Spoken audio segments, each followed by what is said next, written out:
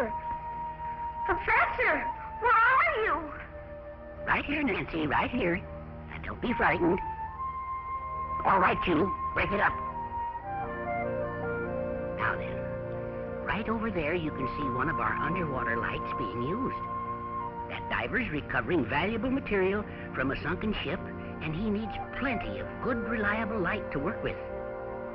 These diver's lamps are made to stand the water pressure down to 600 feet.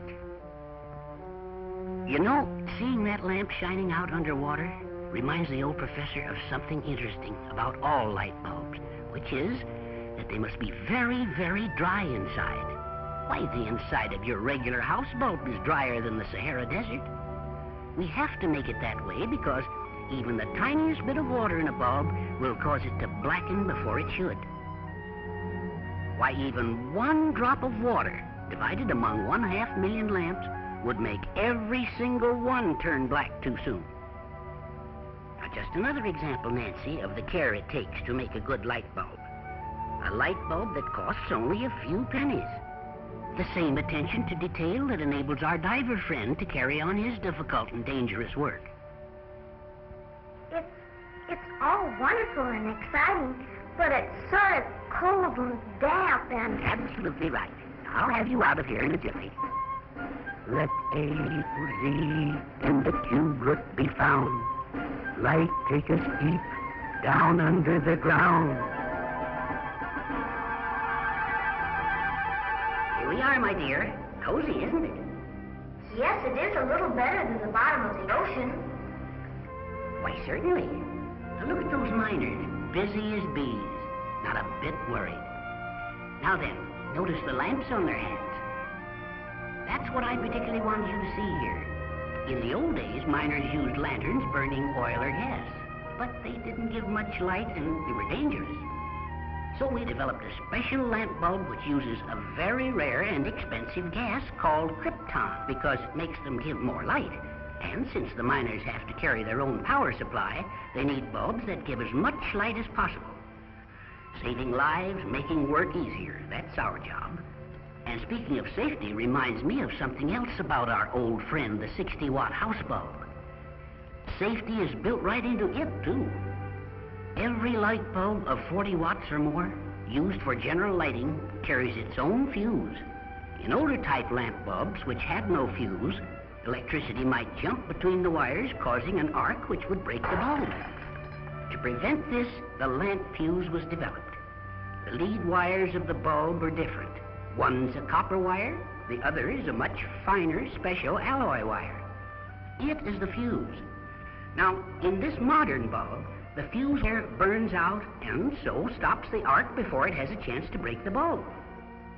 It's just another example of the kind of thinking constantly used to make more and better lamps at lower cost, whether they're for a miner working a mile underground or for a pilot in a plane in the sky. I think it'd be fun. All right, and we might just as well pick up your easy chair so you feel comfortable. Y plus Z times 2x squared. Light fly us high, fly us through the air.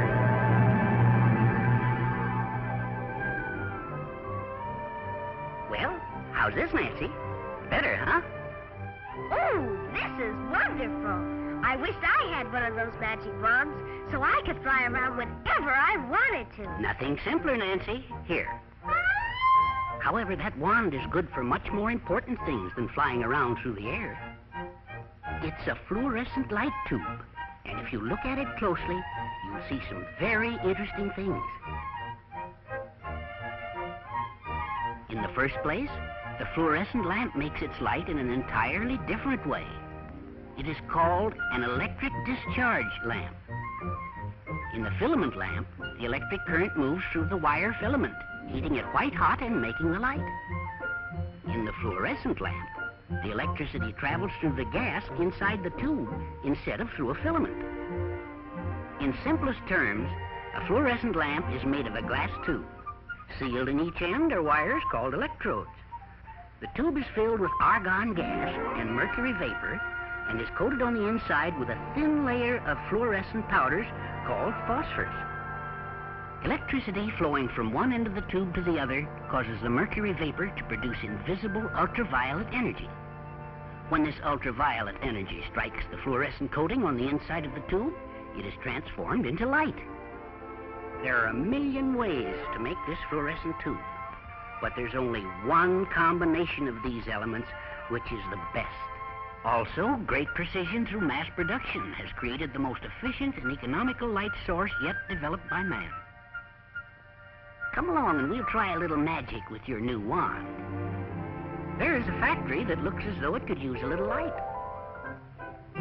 Ah, yes, just as I thought. You see, Nancy? These workmen do not have enough light. Bad lighting is the poorest economy possible. More products are discarded, the working men are easily tired, there are more accidents, and the work in general is slower and less efficient. Point your magic wand at the building and see what happens. Aha, that's the ticket. In well-lighted shops, the workers can see what they are making. Products are better, made with greater speed, and at lower cost. Office work, too, is less expensive and more accurate. Oh, yes, Nancy. This fluorescent wand of yours gives better living to lots of people because it makes their work easier. This is especially important in schoolrooms. Inadequate lighting must be replaced, for above all, we want plenty of good light for the young eyes of children. Of course, to make it comfortable, we'll have to shield the brightness of the tubes. There. Now, that's what I call real magic, useful magic. And that's just one of the many ways a class can be relighted. Now the students will do better work, learn more, and enjoy doing it. When it comes to study, Nancy, there's nothing like throwing a little light on the subject. We've brought more enjoyment and comfort to grown-up eyes, too, by bending our magic wands into circles. We call them fluorescent circlines. They give abundant light that is smooth to look at and to see by.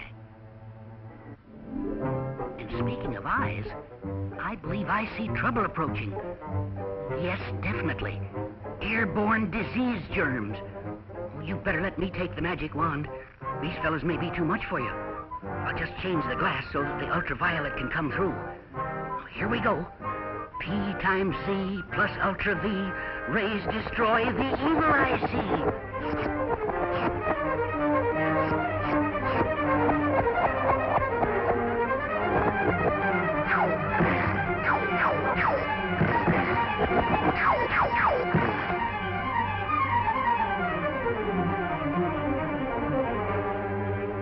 Mission accomplished. You were super, Professor. But how'd you ever do it? Oh, very simple, Nancy.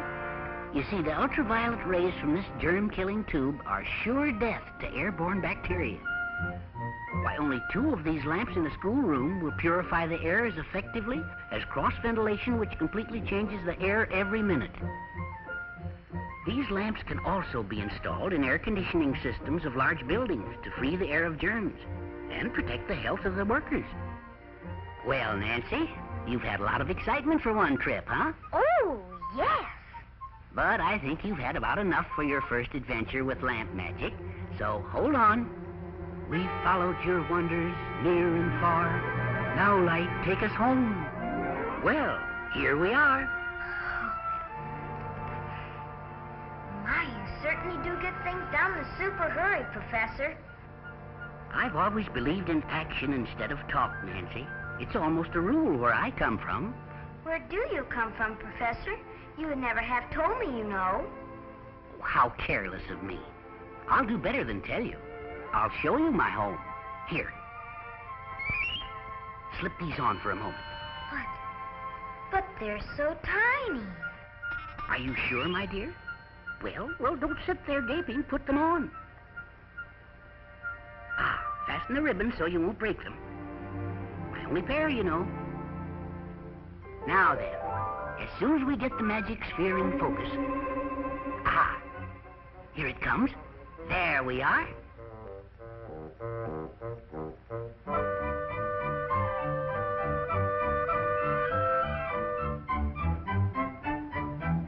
Now, Naturally, I spend a good deal of time in the laboratories at Neela Park, the headquarters of the General Electric Lamp Department. What's that big building with the light on top? That's the building in which we develop new lamps and standardize on materials, methods, and equipment, so that no matter which factory they're made in, they'll be of the same uniform high quality. Why does it make so much light? That's where we test thousands of bulbs.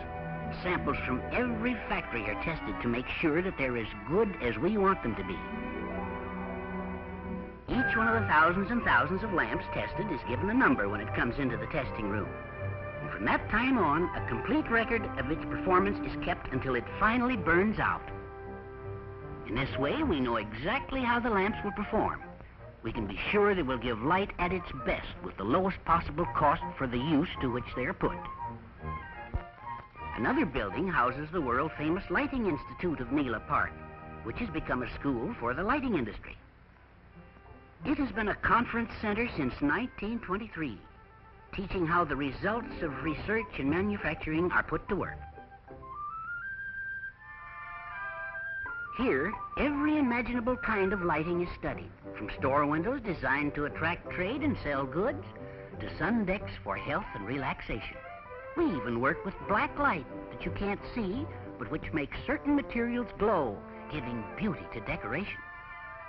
Here in the Institute, men and women from all over the world study how modern lighting can help to make their operations easier and more profitable. On an average, 30,000 of them come to the Institute every year. You know, Nancy, when you stop to think what our life would be like without light, you begin to realize the marvels of some of the things that we've been looking at. Light really is magic, isn't it, Professor? Magic indeed. Think of the magic in flicking a switch that instantly brings the glow of sunshine in a home at night. The joy of dining in a soft yet stimulating light. Light is the color of decoration, the warmth of hospitality. It is safety from accidents and prowlers.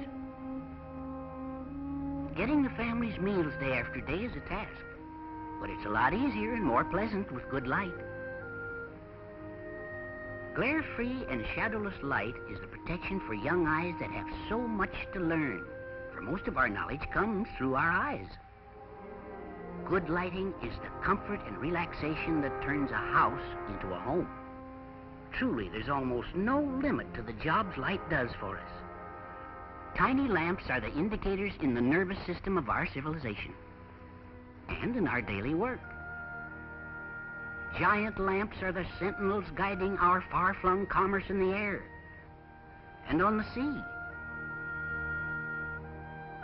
Light is a protector in the hands of law and order, a public safeguard, and aid to business. A helping hand on the farm. It is our friend in times of trouble and our comrade in times of joy. Exciting. Relaxing. Entertaining. Revealing. Life-giving. Yes, Nancy. Way of life could not exist without light. Standard of uniformity. An organization dedicated to the purpose of making a product that contributes to easier, more productive, and more pleasant living, and whose ideal has always been the fostering of intensive research to make lamps that stay brighter longer. Well, Nancy, it's been a real treat for the old professor to show you some of his magic lamps. But now it's time for him to go to work again. Production, you know. Research, efficiency, carry on and all that. Goodbye. Oh, my glass, my only pair, you know. But they're too big now. Tut-tut now. Are you sure? Thank you, Nancy. Now be sure to put this new bulb in the lamp. And, Nancy, don't forget your old friend, the professor. But above all, never forget the importance of light.